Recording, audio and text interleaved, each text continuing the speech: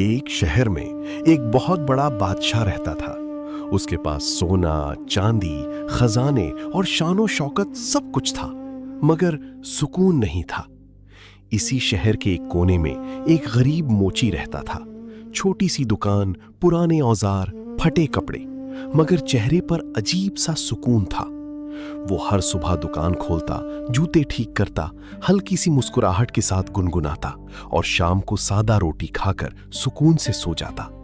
بادشاہ جب بھی بازار سے گزرتا، اس کی نظر اکثر اسی غریب موچی پر پڑتی۔ وہ اسے دیکھتا کہ نہ دولت نہ آسائش، پھر بھی وہ اپنی غریبی میں خوش، مطمئن اور پرسکون رہتا تھا۔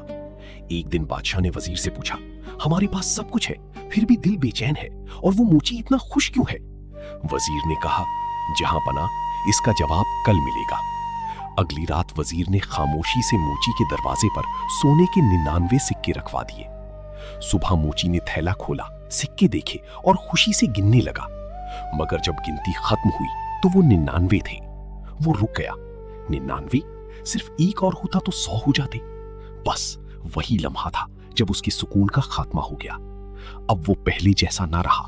وہ جلدی دکان کھولتا، دیر تک کام کرتا، زیادہ پیسے مانگتا اور ہر وقت ایک ہی سوچ میں ڈوبا رہتا، بس ایک سکہ اور، پھر سکون مل جائے گا۔